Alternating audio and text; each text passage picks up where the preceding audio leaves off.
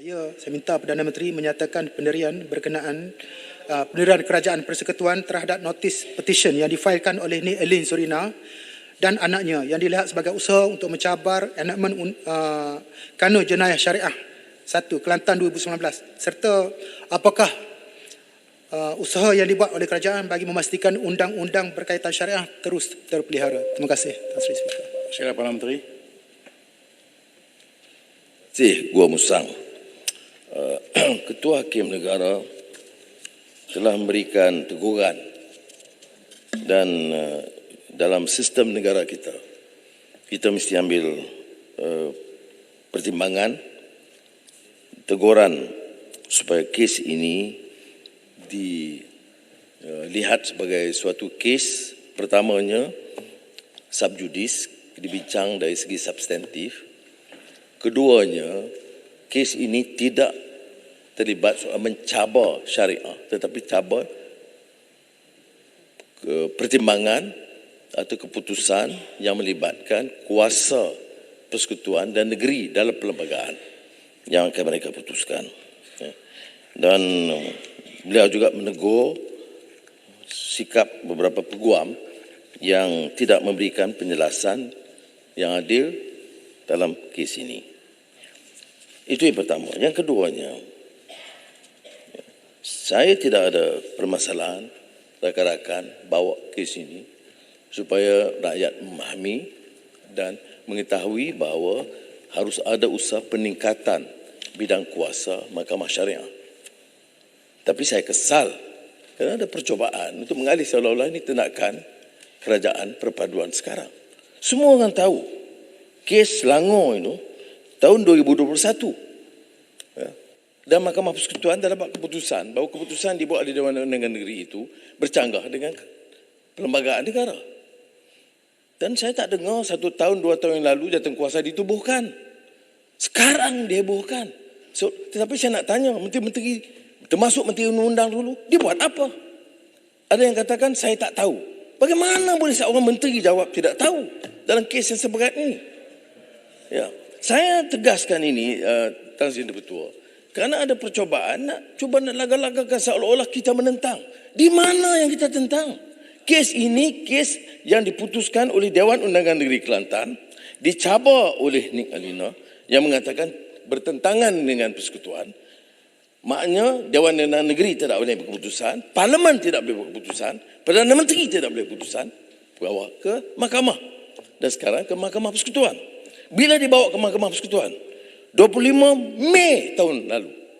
Siapa yang perintah 25 Mei tahun lalu? Siapa Perdana Menteri? Siapa Menteri Undang-Undang? Ya, dan sekarang ini semua dibebankan kepada kita. Doa berjela-jela. Hamun bukan main bagi menakutkan orang. Doa kepada siapa? Tak boleh doa kepada menteri yang bangsa itu. Pasal apa masa kamu menteri tak jalankan tugas? Itu 25 Mei. Baik. Kemudian Mahkamah Persekutuan memberikan kebenaran untuk memulakan prosiding. Bila? 30 September 2022. Siapa Menteri Undang-Undang pada masa itu? Mana menteri-menteri pada masa itu? Tak tahu. Mana mungkin seorang menteri dalam kabinet dalam kes seberat yang menentang syariah Islam, dia tak tahu. Alasan mudah. Kalau kita salah, kita tak tahu. Tapi ya, kita bersama lah. Saya tak ada masalah sebenarnya hal ini. Kerana dalam Majlis Kemajuan Islam awal tahun ini, Badulin Yang Mahmudah Sultan Selangor bersetuju untuk menubuh jawatankuasa khas. Mengkaji. Kita tak boleh dalam perlembagaan negara kita yang disetujui daripada merdeka sampai sekarang memberikan ruang kepada semua negeri buat undang-undang sendiri dan melibatkan kes jenayah. Kerana mahkamah ada mahkamah syariah, ada mahkamah sivil di bawah federal, mahkamah syariah bawah negeri. Polis di bawah federal. Penjara di bawah federal. Jadi sebab itu harus ada rundingan. Mengapa tidak ada rundingan pada tahun 2020-2021? Tanya menteri pada masa itu. Jangan tanya saya. Saya jadi Perdana Menteri, kita tubuh jawatankuasa. Kaji. Mengapa kita harus kaji? Kerana dia melibatkan bukan saja Kelantan, Terengganu, Kedah dan Perlis. Dia melibatkan Sarawak, Sabah, Pulau Pinang, Selangor, Perak, Johor, semua negeri-negeri. Harus ada ruang mereka mengkaji. Baik, apakah kita menentang pelaksanaan syariah? Saya jawab tidak. Siapa yang perkenalkan 1211A? Perundangan Kota Baru Lebih Maarif yang substantif dalam mengangkat martabat mahkamah syariah. Saya yang bawa. Sejak itu ada pindahan-pindahan kecil, tapi sampai sekarang belum ada. Apa maksud 1211A? Cadangan perbincangan dalam Badan Perundingan Islam yang saya kongsikan bersama dengan Tan Sri KSN masa itu, Tan Sri Hashim Aman, dan nasihat Profesor Ahmad Ibrahim.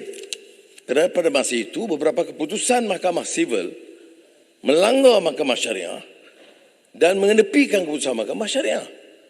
Jadi kepada orang-orang kaum bukan Islam saya sebut, kalau kita nak martabatkan Mahkamah Syariah, tidak memaksa orang bukan Islam, tapi tidak mensabah bagi orang bukan Islam, umpamanya, menggunakan Mahkamah Sivil, mengenepikan keputusan Mahkamah Syariah. Maka jalan keluarnya 1211A dalam kurungan. Maknanya memberi kuasa Mahkamah Syariah, tetapi tidak memberi kuasa kepada Mahkamah Syariah untuk memutuskan ke atas orang bukan Islam. Itu yang kita sepakati pada masa itu.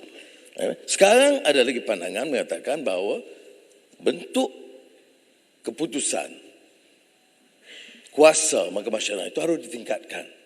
Iyalah, bawa dalam perundingan. Jangan ini keputusan masing-masing negeri. Itu terserah kepada Mahkamah Persekutuan kalau dianggap teratur atau tidak. Tetapi jangan disinggung. Kerana saya ambil alih bulan November tahun lalu, baru setahun. Kes ini sejak 2021 dan 2022 tidak ada jalan kuasa. Jadi tak usahlah dipolitikkan. Dan jangan kita cemarkan. Perlembagaan kita bersumpah pertahankan perlembagaan.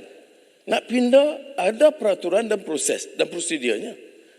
Sementara kita semua akui, termasuk saya di sini, dan saya akan terang dalam Ahmad hari Jumaat ini, bahawa kita akan, malah ini sudah pun diputuskan, yang MKI yang dipengusikan oleh Tuanku Sultan Selangor dan dipersembahkan di Sidang Mahkamah Raja-Raja Melayu baru-baru ini.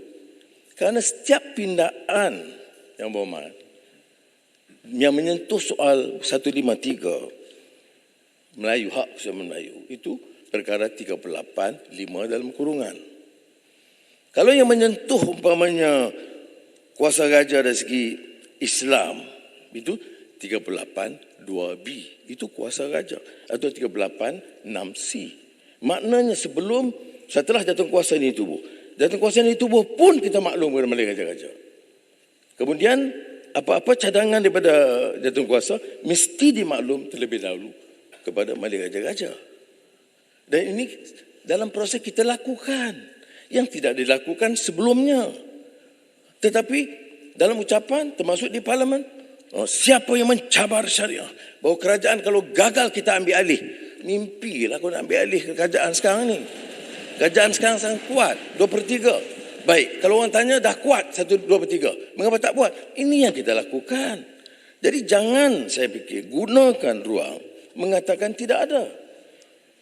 Dan tidak munasabah untuk kita panaskan suhu politik dan kebencian. Dia tanya orang di bawah, kalau tengok dalam sosial media, ini maknanya Perdana Menteri Madani tidak peduli syariah Islam. Dia tubuh. Jadi saya harap perkara ini, jatuh kuasanya adalah soalan kedua kan. Biar Menteri Agama perincikan siapa jatuh kuasanya, bekas hakim atau ketua hakim. Sudah pun dibentuk jatuh kuasa.